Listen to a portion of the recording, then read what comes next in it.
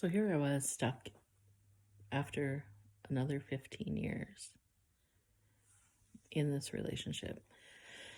Um, I guess I skipped a bit there. So my son went off to college, and my ex had been always really mean to him. Like, if anything went wrong in the house, if anything was missing, he would blame him. And as soon as he went off to college, he became his best friend. He was really nice to him and started picking on my daughter. And he would just pick, she could never do anything right. Everything that she would do, even if she tried really hard, he would pick on her, and she could do no right. And she went off to college.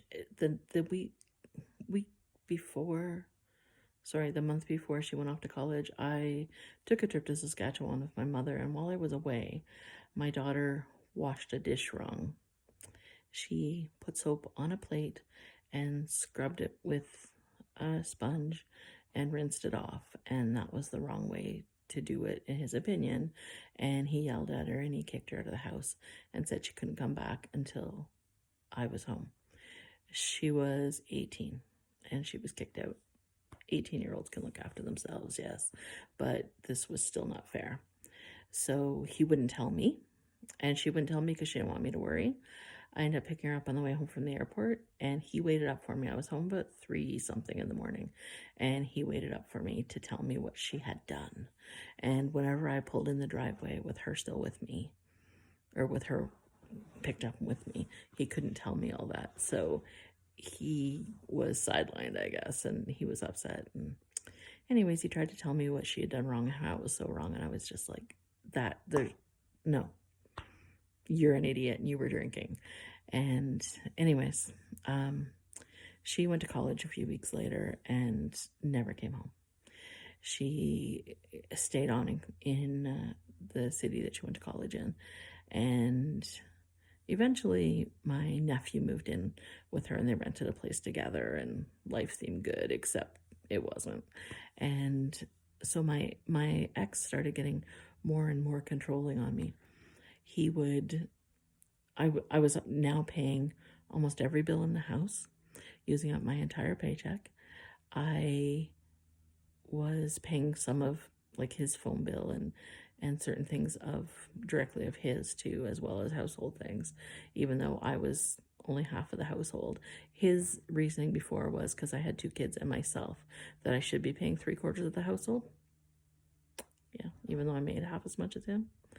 And anyways, he started getting more and more controlling, and he would accuse me. I caught him embracing his best friend's daughter, and I went into our bedroom and I found that I always made my bed and fluffed my pillows every morning.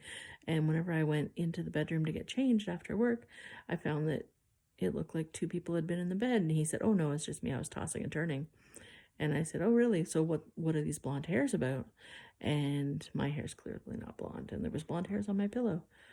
Oh, she had been in, the best friend's daughter had been in earlier in the day, and we had a nap. Mm-hmm.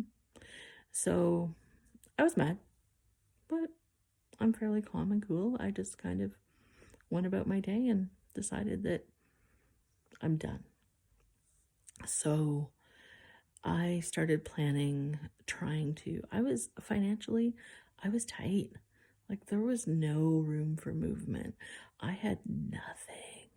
Anyways, my daughter's roommate, my nephew then, ditched on the lease, moved to his girlfriends in Toronto, and left my daughter with the lease. So I was trying to find ways in my budget to pay for her to stay there, because home was no place for her, and soon she was going to have to move home.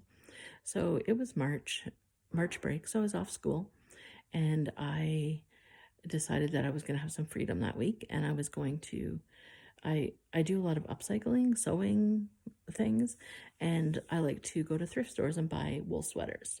It's my thing. So I planned on the first 3 days of March break.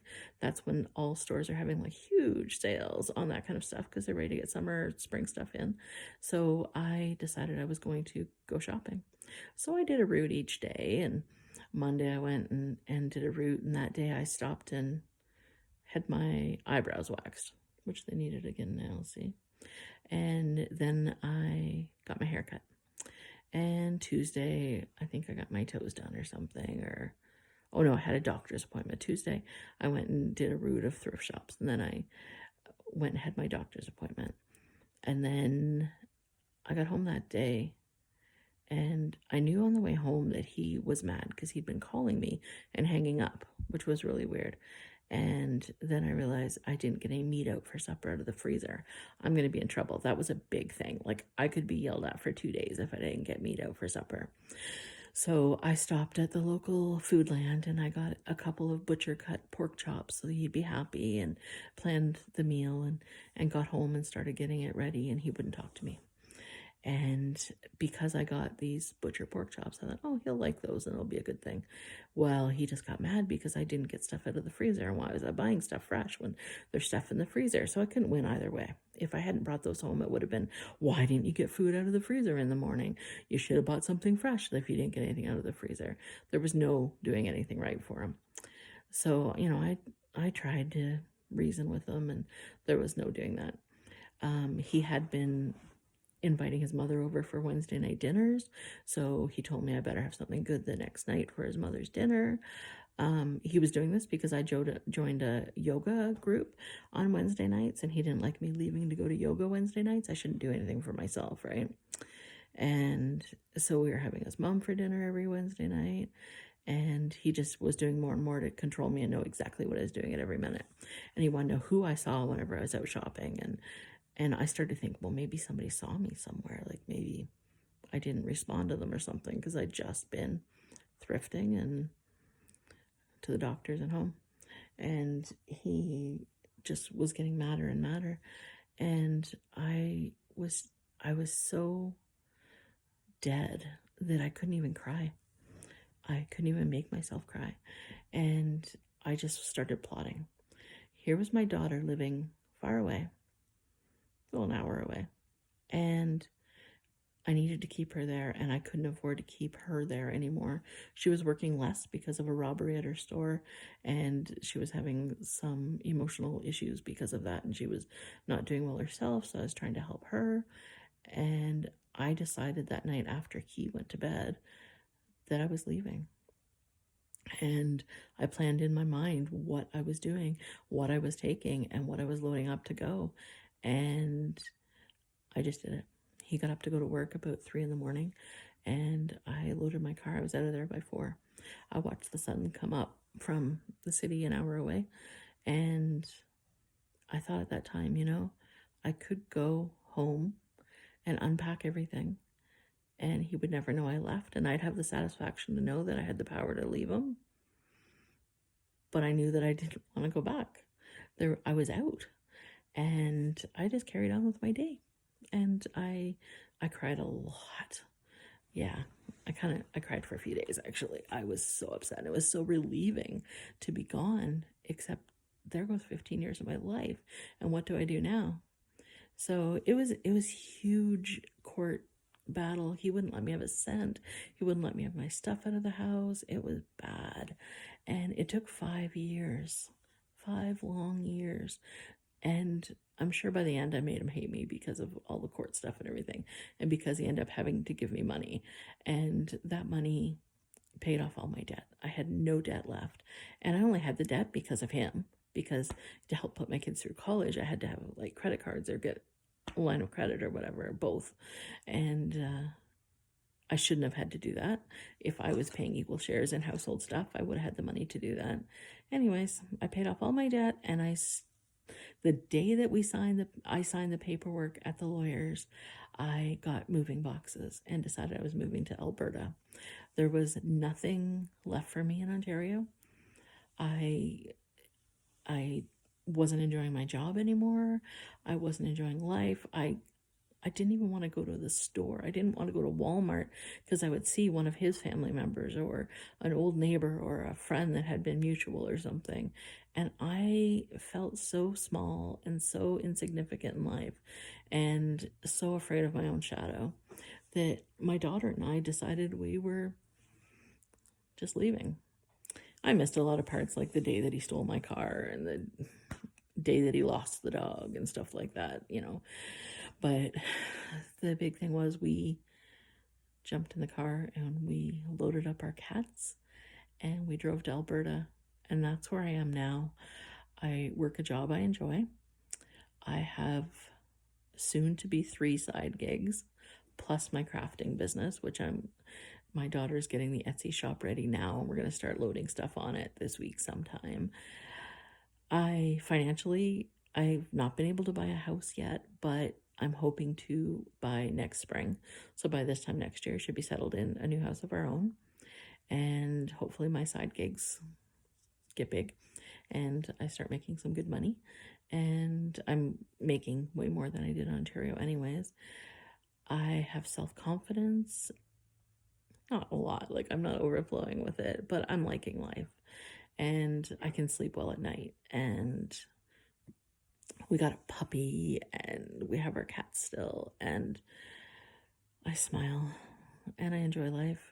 But all of that emotional stress puts a lot on a body.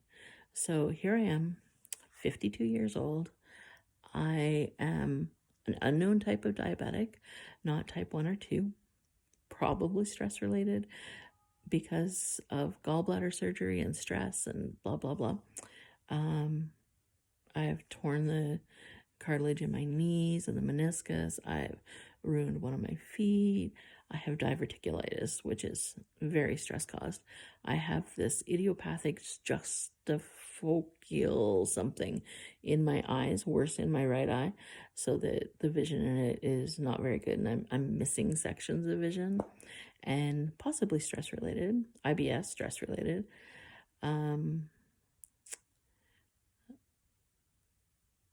Uterine issues. I had a hysterectomy. A lot of like muscle tension and stuff, which is stress related.